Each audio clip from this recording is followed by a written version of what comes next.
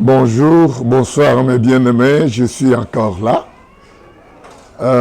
Je vous bénis dans le nom du Seigneur, soyez richement bénis.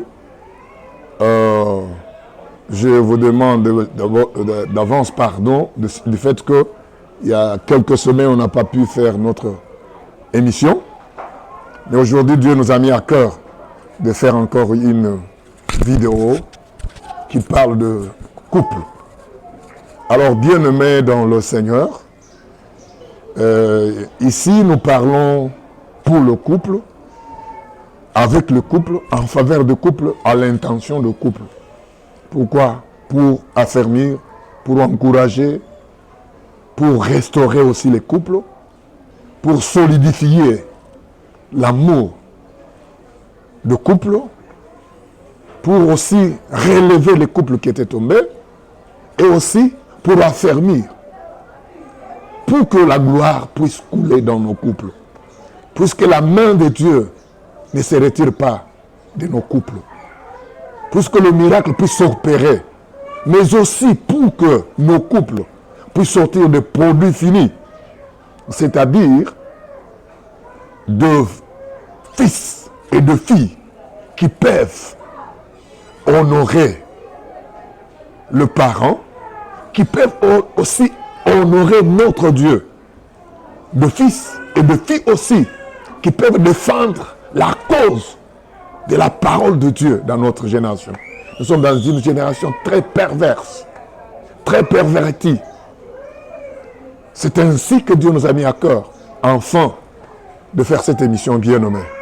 Alors, nous avons choisi aujourd'hui de parler d'un petit thème qui dit la drogue dans le couple. La drogue dans le couple. C'est drôle, non? Quand on parle de la drogue. Généralement, quand on parle de la drogue, on voit les gens là qui prennent des drogues et qu'on sort. Et qui s'enivrent et qui font des bêtises.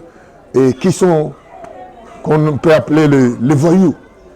Ou les délinquants. Ou les gens qui ont des vices. Mais ici, lorsque nous parlons de la drogue, nous prenons comment la drogue travaille dans le corps d'une personne, de la même façon que la drogue travaille dans le corps d'une personne, c'est de la même façon que l'amour travaille dans le foyer, dans le couple, dans le mariage. Et pour bien expliciter mon petit thème, nous allons lire dans, s'il vous plaît, nous allons lire dans 2 Samuel, chapitre 13, le verset 15. Ici, on nous parle de l'histoire d'un fils de David, du nom d'Amon, et de sa sœur, sa petite sœur Tamar. Au fait, elle était sa demi-sœur. Alors, nous voyons comment, lorsque l'amour a commencé à monter dans le cœur d'Amon, lorsque Amon a conçu l'amour pour sa petite sœur, il était dépassé. Il a fait beaucoup d'efforts. Il est tombé malade. Il est allé même tromper son père. Non, je suis malade. Il fallait que ma petite sœur Tamar m'apporte à manger. Tout ça. Avec la ruse pour parvenir à accomplir son forfait.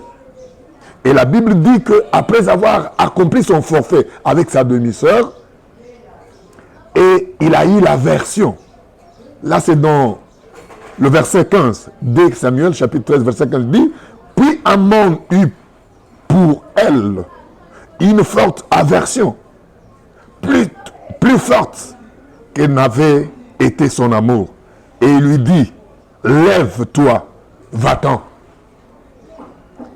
Donc, après avoir accompli son forfait avec sa demi-sœur ou sa petite sœur, il a eu, la Bible dit qu'il a eu une forte aversion, plus forte que n'avait été son amour.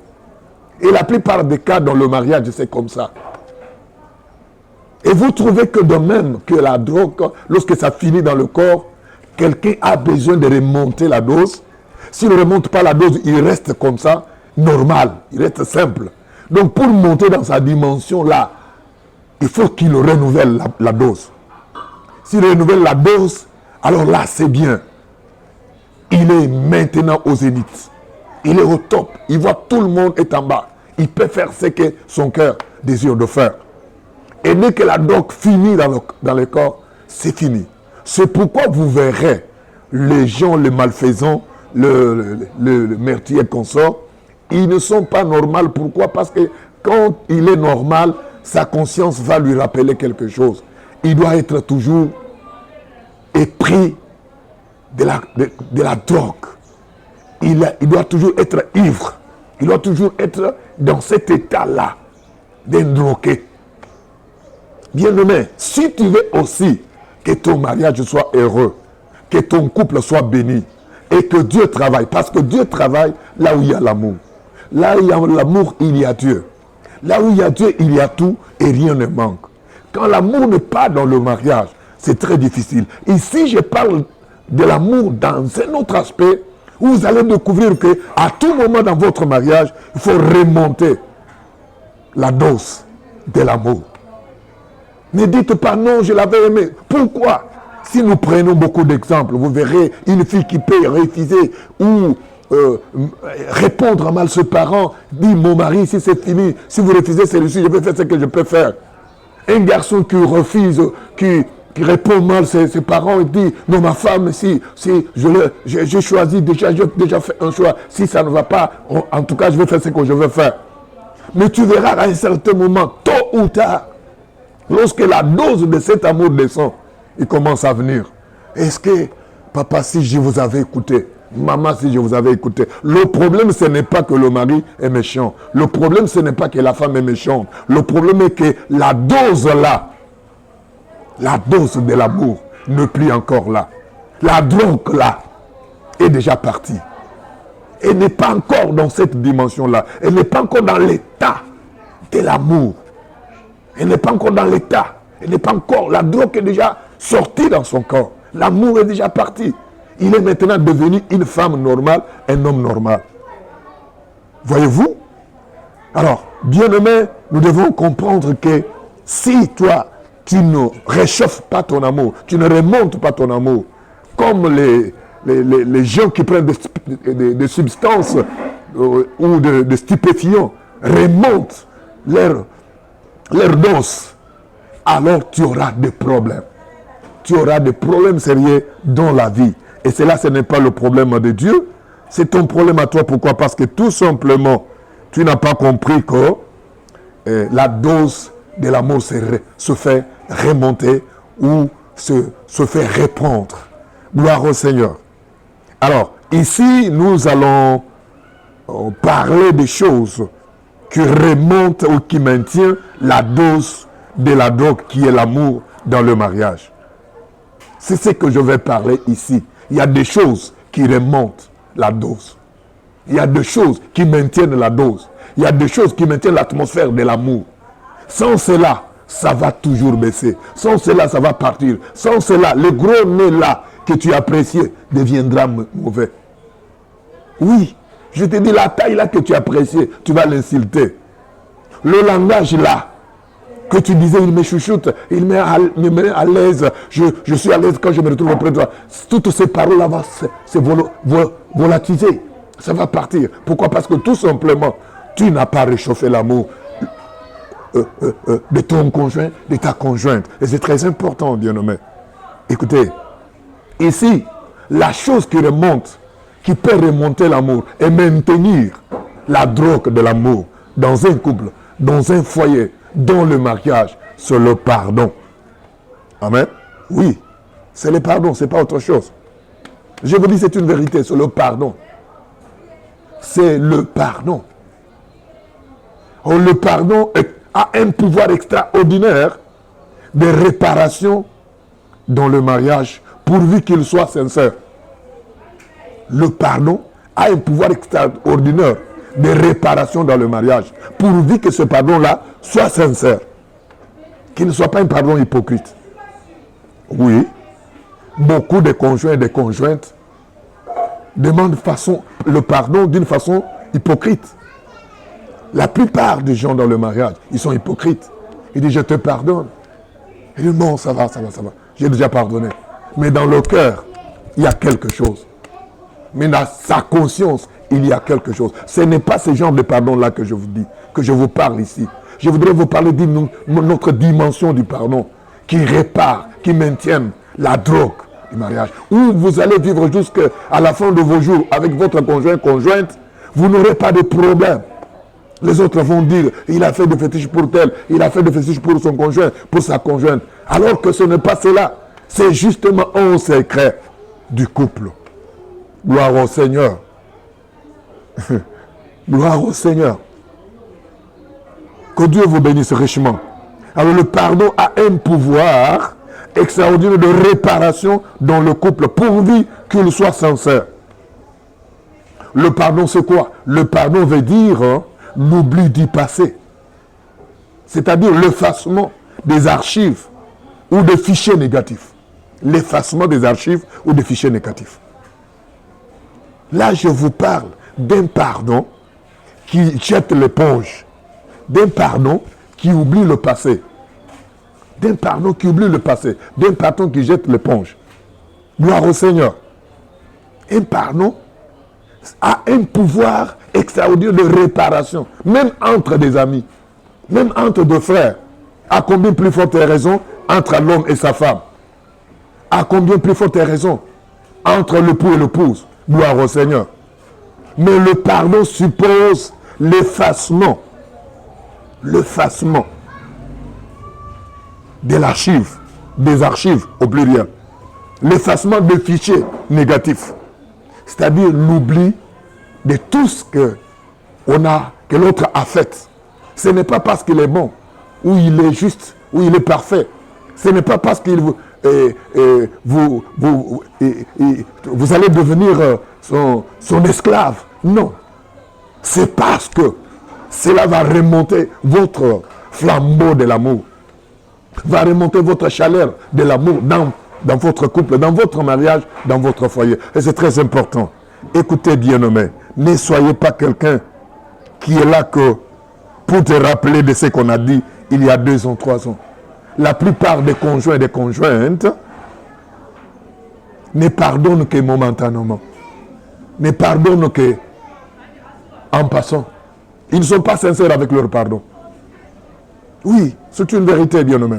Ce sont des choses. Je suis un conseiller de couple. J'ai même un diplôme pour ça. Mais je vous dis, bien-aimé, dans beaucoup de conflits dans le couple, vous trouvez que ce qui dégénère là, ce qui complique là, c'est parce que la maman a retenu les erreurs de son épouse, quoi qu'il lui ait demandé pardon. Vous trouvez que le mari a retenu les erreurs de sa femme, quoique celle-ci lui ait demandé pardon. Vous savez, pasteur, telle année, tel jour, tel mois, m'avait répondu comme ça. Vous savez, pasteur, cette femme, lorsqu'elle va chez elle, vous savez, à un certain moment, je lui avais mis en garde, tout ça, et il avait bafoué mes naines, et il avait foulé aux pieds, et il avait enfreint mon autorité. Non, bien-aimé, pardonnez et oubliez le passé. Si Dieu s'est rappelé de notre passé, si Dieu s'est rappelé de nos erreurs passées, de nos fautes passées, de nos péchés passés, de nos crimes passés, est-ce que devions-nous survivre ou tenir un seul instant ou un seul moment? Écoutez, bien-aimés, dans le Seigneur.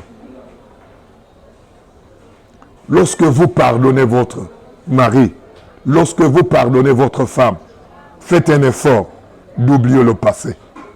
Et c'est très important.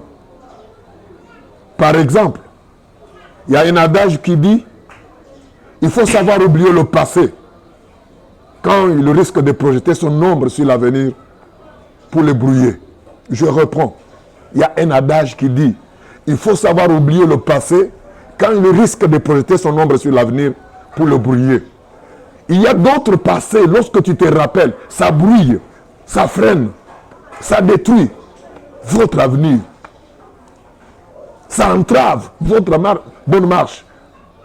Ça entrave votre relation. Ça détruit votre amour, votre cohésion, votre complicité.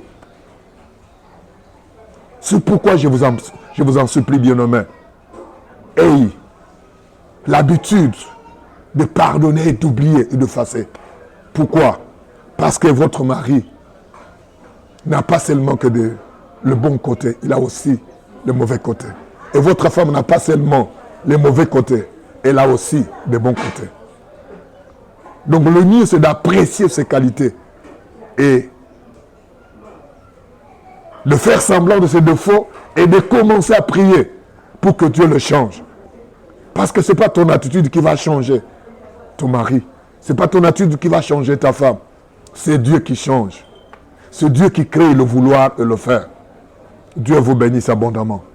Dieu vous bénisse richement. Maintenant, écoutez, bien-aimés. Je dis que le premier point sur le pardon, le point A, c'est quoi? C'est l'oubli du passé ou l'effacement des archives ou des fichiers négatifs. Ça, c'est le point A. Amen, amen. Gloire au Seigneur. Que Dieu vous bénisse abondamment. Que Dieu vous bénisse richement, bien-aimés. Alors, nous allons y revenir là-dessus dans nos prochaines émissions, mais je voudrais passer au point B. Le point B, c'est l'acceptation mutuelle. L'acceptation mutuelle. C'est-à-dire, avec ses qualités, ses défauts, veillez, bien-aimé, l'accepter.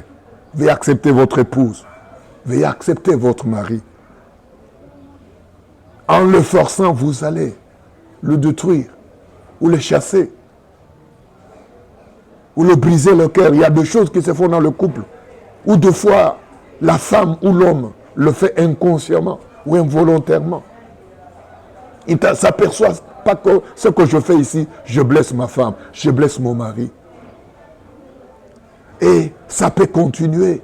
Mais je voudrais vous demander que vous puissiez prier pour vos couples. Priez intensément. Et c'est très important. L'acceptation mutuelle par rapport à la nature, par rapport au caractère, par rapport aussi au désir. L'acceptation. Par rapport à la nature. Parce que ton mari là a sa nature, ta femme a sa nature. Deux, par rapport au caractère. Ta femme là a son caractère, ton mari là a son caractère. Par rapport au désir. Généralement, vous trouverez dans beaucoup de couples, et la plupart des cas, vous trouvez que ce que l'autre aime, c'est ce que l'autre déteste. Ce que l'autre déteste, c'est ce que l'autre aime. Et si vous n'avez pas l'acceptation mutuelle, ce couple est appelé à disparaître. Ce couple est appelé à tomber dans le bourbier, bien-aimé. Je vous en prie au nom de Jésus. Je vous en prie au nom du Seigneur Jésus. Ayez accepté votre mari, acceptez votre femme, tel qu'il est, telle qu'elle est. C'est ce que Dieu vous demande et vous recommande. Par rapport à son caractère, peut-être qu'il a beaucoup de défauts de caractère. Mais peut-être que Dieu a permis cela pour que tu sois à côté de cet homme-là, de cette femme-là, pour les changer, pour les transformer. Peut-être que Dieu a fait que tu sois à côté de cet homme-là, cette femme-là, pour qu'au travers de ta prière, au travers de tes conseils, au travers de tes encouragements, cet homme-là puisse réussir, cette femme-là puisse réussir. Mais vous, ce n'est pas le cas. Vous avez fait haut les mains. Vous avez abandonné votre responsabilité. Vous avez commencé à des critiques, à des spéculations. Vous avez commencé à des humiliations. Vous humiliez votre femme, vous humiliez votre homme dans votre propre famille. Mais qui peut l'honorer? Qui peut le faire respecter? C'est toi. Qui peut faire respecter ta femme dans ta famille? C'est toi. Qui peut faire respecter ta femme, ton mari dans ta famille? C'est toi. Mais si jamais tu prends tout le secret, toutes les erreurs, le faux, tu les étales dans ta famille, qui va respecter? Peut-être que vous allez arranger avec votre femme, mais la famille n'arrangerait pas avec votre femme. Peut-être que vous allez arranger avec votre mari, mais la famille n'arrangerait pas avec votre mari. Il arriverait un moment où vous allez commencer à dire, vous n'aimez pas mon mari, vous êtes méchant. Non, comprenez que c'est vous qui leur a donné la passe. Vous les avez accordé la passe. L'occasion d'humilier ton mari, d'humilier ta femme, de maltraiter, de la déconsidérer ou de les déconsidérer. Oh, toi, tu ne vaux pas notre soeur, tu ne vaux pas notre frère. Toi, tu es moins qu'un rien. C'est qui? C'est toi qui a permis que tes frères et sœurs puissent humilier ton mari. C'est toi qui as permis que tes frères et sœurs puissent humilier ta femme. L'acceptation mutuelle, même par rapport au désir, l'acceptation mutuelle. Sans cela, bien-aimé, je vous dis, vous n'irez nulle part. Et vous verrez qu'aujourd'hui, tu vas prendre celui-ci, demain tu prendras celui-là, demain, après-demain, ce sera 5 femmes qui sont déjà parties avec 5 faces ou figures des enfants différents, de filles différentes, des garçons différents. Et il n'y aura pas de changement. Pourquoi? Parce que tu n'as pas compris qu'il faut remonter la dose de la drogue dans le mariage. Il faut remonter la dose. Le pardon. Le pardon suppose, nous avons parlé du pardon, le pardon suppose l'effacement du passé, l'effacement de tous les dossiers passés, de tous les dossiers négatifs, de tous les fichiers négatifs, de tous les archives passées, l'effacement. Tu oublies, tu jettes l'éponge, tu abandonnes. Amen, amen. Que Dieu vous bénisse. Et encore, nous avons dit qu'il faut l'acceptation mutuelle. Est-ce que toi, acceptes-tu de remonter la dose de ton amour? D'être aussi dans la dimension de la drogue que vous aviez consommée au début de votre mariage, au début de votre relation, au début de votre fiançailles. Vous étiez dans une dimension, vous étiez drogué dans une autre dimension, dans un haut niveau. En sorte que quand on disait, ta femme là, elle est courte, et ton mari là, il est très élancé, et il ne fait rien. Il dit, non, c'est mon mari, je l'ai déjà aimé tel qu'il est. J'ai déjà aimé ma femme telle qu'elle est. Et il est de telle tribu, non, je n'aime pas. Elle est de telle tribu, non, je n'aime pas. C'était la drogue qui te faisait parler cela. Où est partie toutes ces paroles? Où sont parties toutes ces paroles? Où sont parties toutes ces raisons que tu as avancées pour cet homme-là, pour cette femme-là? Pourquoi? C'est parce que la dose est partie. Il faut remonter la dose.